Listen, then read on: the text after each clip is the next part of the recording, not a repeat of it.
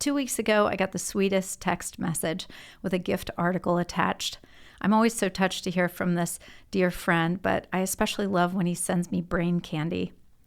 I stopped reading the article 6 lines down when the author quoted Rebecca Solnit, "The spaciousness of uncertainty, the realm of possibility." The spaciousness of uncertainty, the realm of possibility. I did not finish reading the article then, but texted him immediately. "Can we podcast about this?" And with all the confidence and ease of well-being of a Buddhist priest, he said, "Sure, let's do it." And so I invite you to today's podcast, a continuation of a series of enthusiastic text messages between wise old friends.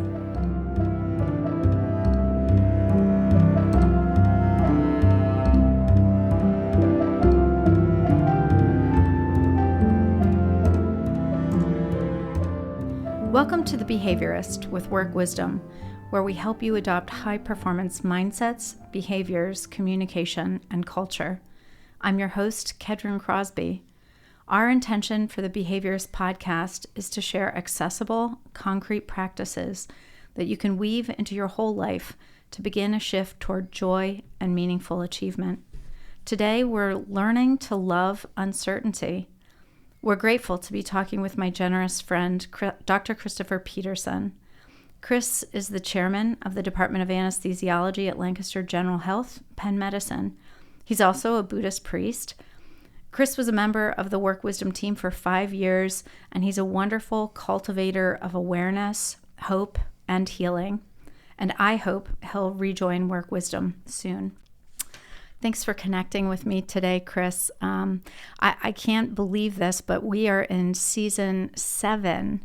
This is our 7th year of doing The Behaviorist, and you were on the first podcast that we ever did back at Lancaster Newspapers on West King Street. Do you have any memory at all of that? I do. What's your memory of it? Oh my! It was a first for me. It was kind of like plunging, where you're just say, "Yeah, I'll do something I've never done before." Yeah. I think we had good discussion, and it's really grown since then. And some of your podcasts have been so good. I've shared them with peers at work, and it's a wonderful thing. So I was glad to be there at the beginning and back again. So thank you. I was thinking about it. You embraced uncertainty then, didn't you? Just by saying, a little bit. Yeah. Sure. What's a podcast? Let's do it. Right. So I guess my first question is, how did you know that I would love this article so much? Oh my. Well, when I find something that is helpful to me and hooks me, I think who else is like me in this area and who, could appreciate it and benefit from it. And you popped up there. Yeah. And also, I think you're always looking for ways to improve the workplace. Yeah. And I think dealing with uncertainty is one of the big challenges today. I mean, that's how I saw this article too. How can I take it and share it and make people realize that there might be benefits to changing their behaviors related to uncertainty. So, and the other thing is I thought too, like, you always give me good feedback and make me think about things in different ways. So there's some selfishness probably to sharing this too, hoping I'd hear back. And sure enough, here we are. Yeah, here we are. Mm-hmm. Yeah, there's no better way to chew on an idea than to podcast in front of thousands of people, right? Right. I appreciate the article so much, and I love that it's pushing the thinking on uncertainty. And so, I feel like there's been quite a lot written over the last 4 years. Starting in 2020, people started talking about how do we constructively manage uncertainty? How do we tolerate uncertainty? And we can talk a little bit about that. But what I loved about this article you sent me by Maggie Jackson, the author of this guest essay that we'll put in the notes on the podcast, is she was saying it's time to push beyond tolerance of uncertainty. And I think you and I both believe that too, and that we want to push beyond tolerance, but maybe even learn to love uncertainty. So it's a different framing of uncertainty. What do you think? Is it going too far to say, how could we learn to love uncertainty, especially in the workplace? What are your thoughts on that? I think it's absolutely fine to go that far. Okay. And I think there's a spectrum of understanding and embracing uncertainty. And I think that probably at the far end is the loving. But I think as you go there and you learn that each step, there'll be benefit to you. And I kind of chewed on this a little bit. And I mean, if it's okay for me to break some of the things down that I saw, it's like, first of all, there's this randomness and unpredictability of life that exists. And things are so complex that the more complex the system is, the more difficult it is to predict the future of it, or the ups and downs. So, and this is not just this exists even in universal wisdom. I mean, one of the sayings in Zen is the world is vast and wide. These are three things to somebody said once. Zen is easy. Be kind. Remember the world is vast and wide, and pay attention. So this is the vast and wide part, I think. And not only is life unpredictable, but the way we see the world tends to make us want to predict or think we can predict what's going to happen. And if you really think about what we're trying to predict, is we're trying to attach ourselves to the good things and avoid the bad things. Like, that's kind of what it's all about. It's like, okay, if I don't want to embrace uncertainty, I'd like to hope that things will occur that I like and can attach myself to, or the others. And both of those things are, in Buddhism, I think that these are the two poisons that contribute to suffering. So attachment and avoidance, okay, which are the things you're trying to do. And the third is ignorance, which is the unclear ways of doing things. So the fact that we're unclearly trying to predict what's going on is another one of those like poisons that goes into this mix. The question is, knowing those two things, how can we dance with uncertainty? And one of the terms we use is the wisdom of not knowing. You probably heard me use that before. And some of the article, when you dug a little deeper into this, some of these things not only have been associated with like generalized anxiety disorder, like how should I say this? If you don't like to embrace uncertainty, there's a higher chance that you're going to have anxiety disorder. And there's some good studies. And really, the article that I shared with you kind of tied some of the thoughts that I had to actual scientific studies, which is what I liked. I liked that association. I really like what you had to say about so much of our efforts to reduce uncertainty is seeking to attach ourselves to what is positive. And of course, if you believe that growth comes from struggle and growth comes from moving through what is negative or even painful or uncertain, my fear is that if we are only looking for certainty and we're trying to make our lives as certain as possible, that we're really not growing. And so as a doctor, as a dad, as a priest, what's your reaction to my thinking there. I believe you're right in a lot of ways. I mean, I think two things. I think that not only realizing that there may be negative things, but it's thinking that you know what's right, like you know what's best for you, as opposed to what the universe is going to present to you. And you've already made that decision in your mind. So to allow the universe to present something to you, and then it may not be what you wanted, you do need to respond and grow. And exactly like you say, this is where the growth comes. This is where the fun is. This is where you learn to, like, the spirit of love. Like, this is where this question started, was how can we love uncertainty? Is you learn to dance with life.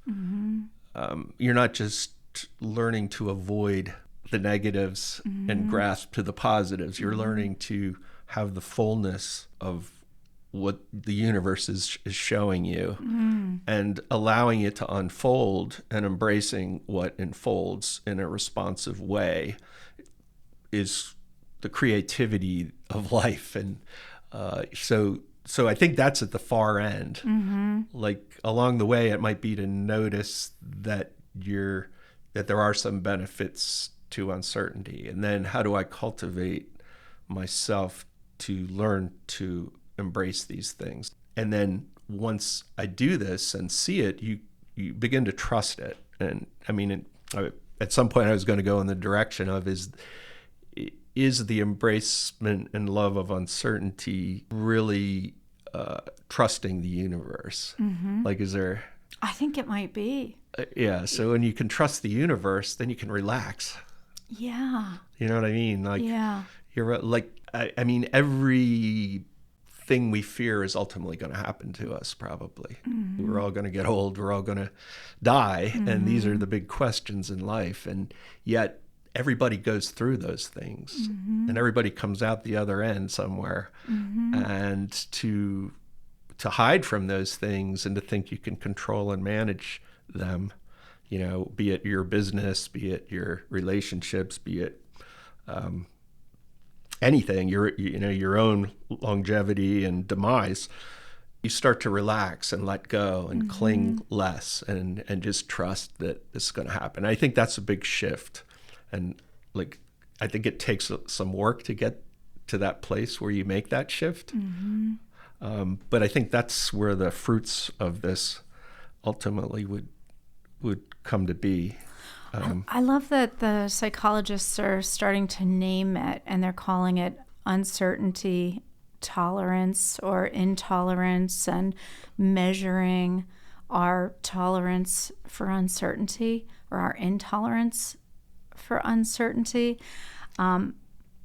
I am fascinated by the fact that they're saying some psychologists believe that uncertainty intolerance is rising. There's more intolerance for uncertainty. And in the article that you shared with me, they said they don't really know why this is happening. Maybe it has to do with our devices. And our devices are making so many things more certain. What time our Uber's coming to the minute, you know, and right. Our food and everything like that. Do you have any opinions about why uncertainty intolerance might be increasing? I do. I mean, I have a sense just from my own life and people around me that more people are in a survival mode more now. I think people sincerely believe the more they have and the more they do, the happier they will be. So again, trying to adjust your future and being afraid of not getting those things is more prevalent than maybe it used to be in time. I think when you look at the exponential changes of technology and what it means to live in our world, we haven't had time to adapt. Like it's happening too fast. And, you know, I like the book Sapiens talks a lot about this. I mean, if our genus, Homo, like man, is about 2.5 million years old. And our species, sapiens, Homo sapiens, is about 300,000 years old. So over that time, life was probably, we had time to adjust to things. There were certainly uncertainties, but they were limited in quantity. And all of a sudden, there's so many things that the complexity of the system has gotten so big, so fast that we can't adapt. And I think that has something to do with it too, like this loss of control, like people wanting to find control as opposed to like, when can I let go? When can I trust? When can I embrace this? I just think it's harder based on those things. The other thing is I think there's a loss of resilience in people, physically and mentally. Tell me more. What do you mean by that? I think, like you brought up before, like adversity allows you to grow. And I think people seek out comfort more than we used to, in a way. I think because we have opportunities to do that. I think because we have luxuries, that it's very easy to, curl up on a couch and watch TV all weekend. And so your mind isn't really being tested. You're being physical. You're not really being tested. I think some people put themselves through exercise and stress, but there's also this idea that aging is kind of the result of avoiding difficult things and seeking comfort. As you get older, you tend to do less. You tend to spiral into a scene. So the people that actually keep challenging themselves, keep going out and walking in the snow, doing these things, are the people that tend to be more resilient when they're faced with other things. So I think just the world has changed, and that has something to do with it. And I guess the other thing I'd say too, and this is always something that shocked me, is a lot of people don't talk about the things that you're talking about here. And once I started to discover, like, seeing things in a different way, I realized there's so many things that were never taught in school. My parents didn't teach me. They probably didn't know them. And why has this information, like the idea that you can embrace uncertainty and it would, somehow shift your suffering. I mean, because if you think about it, it's like there's the suffering of wanting things to be different and then not getting them. And there's also this idea too, which I think, and you probably know this, is like the mind has evolved, the human has evolved to focus on negative things and retain negative memories more than positives.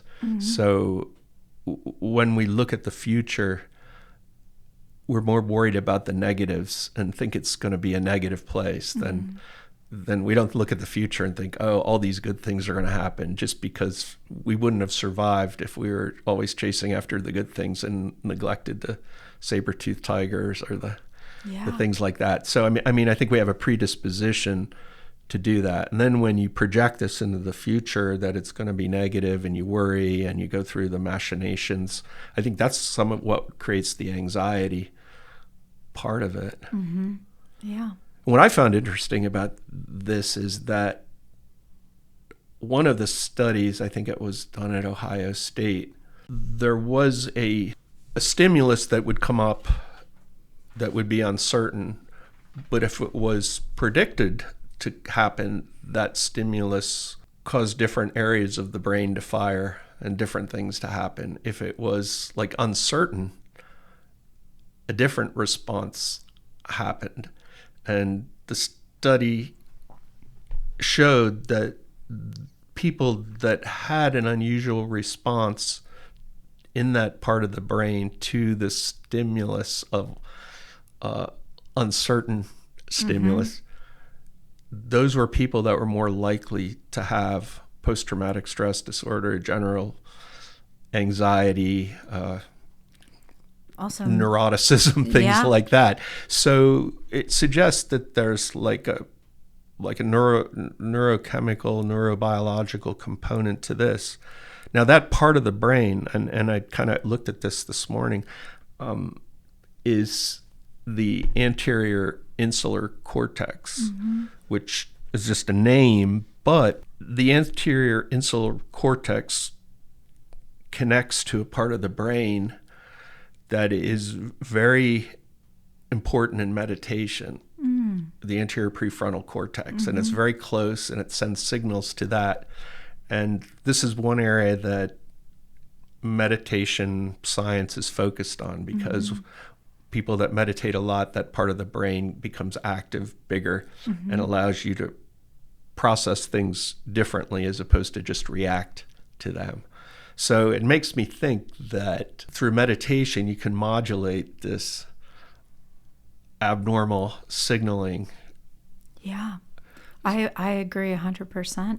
And that Ohio State research was fascinating to me too, that those higher levels of uncertainty and tolerance were associated with more maladaptive coping mechanisms.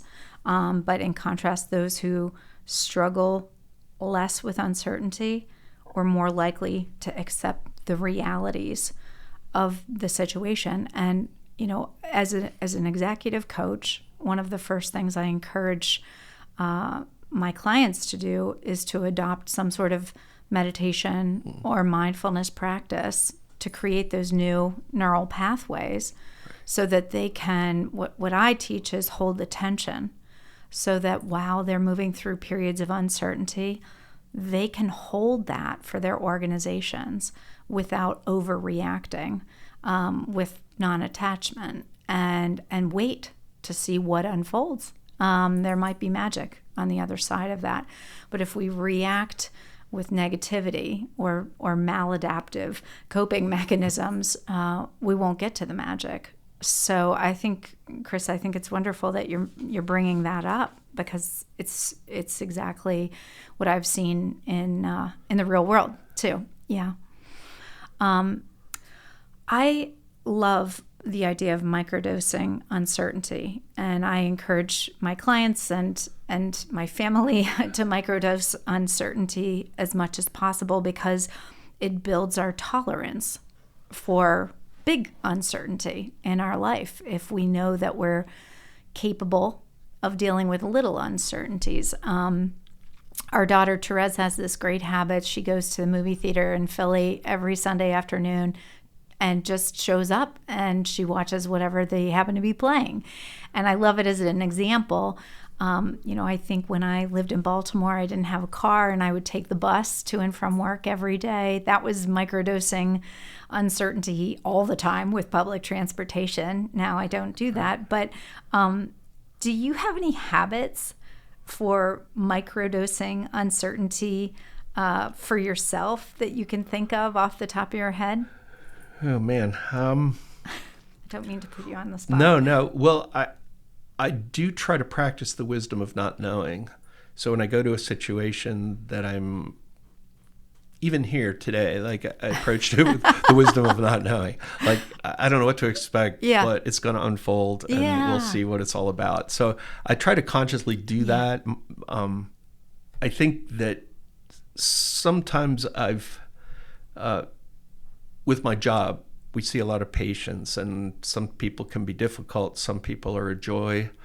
And when I'm with them, I try to open my heart and myself to whatever they're going to give me and try to respond to it.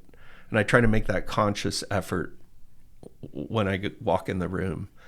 And there have been some amazing things. And what's really interesting is even people that start off a little rough, sometimes if you have that wisdom of not knowing, or you're just there to listen to them and not judge them and take them down the path that they're trying to lead you, you realize that there's a lot underneath that person that comes out, and it makes it a richer experience. So again, kind of practicing those things, you get the feedback like, oh my, like this was wonderful talking to this person, yet I might have dreaded it if I, went in with a preconceived idea. Yeah. So you're holding that uncertainty and staying present, and that changes the destiny of that engagement. Yeah. Yeah, I think that's one of the most beautiful things of embracing uncertainty. Another little thing we have in our group, we have this what's called an away order. So people are released from work as the work gets done, and you go down the order. So where you are in the list, if you're at the bottom of the list, you're the last guy. If you're near the top, you might get out early. So there's always this hope, I'm going to get out early. And some people pay a lot of attention to their out order. Some people try to monitor and see what's going on so they can predict when they're going to get out. And, they're often disappointed because they do that. So one of my daily little micro doses is, even though I might be interested in when I'm going to get out, I try not to look at anything or try not to second guess, or and I'll just let it unfold. If they need me, I'll stay as long as I'm needed. And if it's late in the day, it's late in the day. I won't, because the worst thing to do is walk in expecting to get out early, and then there's all kinds of work to be done that comes in. So like that's a little practice that I do. Myself That's too. a fantastic one. Yeah, I think when we extrapolate that practice out to the world of business, it might look like putting our focus on our inputs and our habits more than our goals. And in my experience, that builds more joy and more creativity. So it's definitely embracing uncertainty. We don't know how much money we'll make this year. We don't know how many clients we'll have, but we do know how we're going to show up and what our habits are going to be and what our mindsets are going to be. And so that inner circle, what can we control? So I wonder if, well, and that's exactly what this article is saying, is that now they've been able to link embracing uncertainty to flourishing. And so if we're letting go of believing that we can know with certainty, that we can have more flourishing and more joy. I loved in the article, Dr. Dugas, who studies anxiety and eating disorders and depression, instead of actually treating the anxiety, the depression, the eating disorder, he goes under it and treats the aversion to uncertainty. And he teaches people in those 12 sessions how to embrace uncertainty. And those lasting results, a year out, those people are healed. So I think it's pretty fascinating. There's I think a lot to love about uncertainty, holding the tension, learning to live in the messy middle, and move through it. What do you think is lovable about uncertainty? Oh my goodness. These are great questions. I think that reliance on uncertainty can be the source of freedom and happiness. And uncertainty is a cause for a lot of suffering. So I think by shifting how you deal with it, you can relieve a lot of that. So, I think that's something to love. Yeah. I think that really, I started to think this too, is uncertainty an acceptance and trusting of the universe? And what is the relationship with uncertainty and spirituality and a belief in a power, a being? Like, and if this is love, and just to take this a different direction, is if you don't know what is coming, you said you still show up, but you kind of have to know how to show up too. And if you will always show with love and compassion and looking for clarity and bringing wisdom to the situation, then it doesn't really matter, you have those tools and they're what you're bringing to the situation. And if you bring those, I think that's where the growth comes. That's where the joy comes, where you find things like finding the patient that tells you something interesting that you might not have brought up because you were averse to them or didn't want things to go that way, or staying till the end of the day but doing something really fun that if you got out early you wouldn't have had that experience. So I think there's a lot to take here. I think it makes life more interesting. That to me is really important. Like if life isn't interesting, it's kind of like, what is it? It's kind of like drudgery then. Yeah. So I believe, if you knew your whole path to the future, what would it be like? It's almost like it's better not to know. Like I think if we really were given the option of knowing how things were all going to turn out, we probably wouldn't really want that. Like we might want it for selective things, but I think that's another reason to love it. I love what you're saying about is embracing uncertainty somehow a spiritual act or a belief in the universe, sort of pronoia, the universe being out to help you. I wonder if it isn't also a practice in inner authority. So in having faith in yourself. So I don't know if I'm going to get that job. I don't know if that person is going to fall in love with me. However, I do trust myself that I'm going to show up, as you said, with compassion, with love, with rigor, discipline, kindness, all of those things. And that's what I can put my faith in, although I have no idea how the outside world is going to take it, Right. So I think that might be part of learning to hold the tension and live in a world that is, VUCA and, volatile and uncertain, is what if I double down on what I can control, which is basically my mindsets and some of my habits as well. So, but I loved, I loved the way she began the article, which was basically embracing uncertainty for her allowed her to interrupt catastrophizing. Her friends hadn't invited her to her daughter's wedding, and she sort of climbed the ladder of inference. Oh, this person doesn't like me anymore. And so that was going down a whole path, and they were going to lose their friendship. But she said, you know what? Instead, I'm going to embrace that I don't know what her rationale was. I'll never know. And it seemed like even by the end of the article, she still didn't know why she wasn't invited to that wedding. And she was okay with it. Yes. So how much more forgiving we can be if we embrace uncertainty, don't you think? Yeah. Absolutely. Yeah. Absolutely. And I mean, I think she stepped into it and was able to come out learning from that experience. And I think it creates a suppleness of your mind to microdose or to throw yourself into the situation. And the more supple your mind is, the more you're comfortable with going to those places.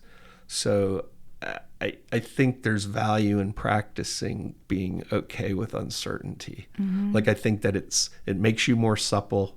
It takes you out of your normal thoughts that you figured everything out and you know what's best and the universe doesn't know what's best yet. And it allows, it trains you to welcome or embrace the things that arise in the uncertain. We've been working with our clients, whether they're leaders or around culture shaping, on how do we create cultures that embrace uncertainty, knowing that they can be supple, agile, opportunistic, entrepreneurial, and we use the word surfing. It's like surfing as a leader or as an organization. How are we going to see this wave that shows up in the moment, size it up, and then think about how to have fun with it, right. And how to jump into it. So I loved in the article when Paul Hahn of the National Cancer Institute talked about developing a culture of uncertainty tolerance. So he's creating a culture of uncertainty where open-mindedness, flexibility, and curiosity are prized. And so, I'm always thinking about this too as a leader. How can we keep our organizations high-performing and organized, and in healthcare, super organized, but also loving uncertainty? So how do we do that? Do you have any little or big examples of how we can do that as leaders, as culture shapers? Right, that's great. I would say, just as an individual, I'd say listen more. Again, don't come with preconceived ideas, but show up and listen to what comes out. I'd say be curious. Like have to cultivate this curiosity, and I try as a leader to create an environment that encourages curiosity and listening, and less didactics. And another thing that you brought up, Kedren, is like planning and strategy, and maybe not so much thinking about predicting what's happening, but to cultivate your workforce to respond to anything that could happen in difficult times, or things that happen that are uncertain, like so that they're prepared for they don't have to predict uncertainty. They don't have to predict and manage it, but they will be prepared in their own ways, or you as your company, to think of ways, how can I prepare for these goals if some happen and if some don't, as opposed to we must meet these goals, or these, if we don't meet them, we haven't been successful. And are we going to reward people based on goals, which is maybe based on our thoughts that we can predict the future? Like, let's not do that. Let's do it on how resilient are we, and that may vary year to year or month to month. And, so like a totally different mindset, I believe, than what we're working with now. Yeah. Well, Chris, I'm so grateful to you for being part of this movement of helping others in the workplace to enhance their individual and collective team performance. And thank you, listeners, for downloading The Behaviorist. We hope you'll subscribe, and always feel free to contact us through our website, workwisdomllc.com, where you can enjoy Work Wisdom Press and productions, and you can ask questions and make suggestions of topics you'd like to explore in future episodes. So, as is our custom, we'll leave you with a quote. And this one is from Temple University professor John Allen Paulos. Uncertainty is the only certainty there is, and knowing how to live with insecurity is the only security.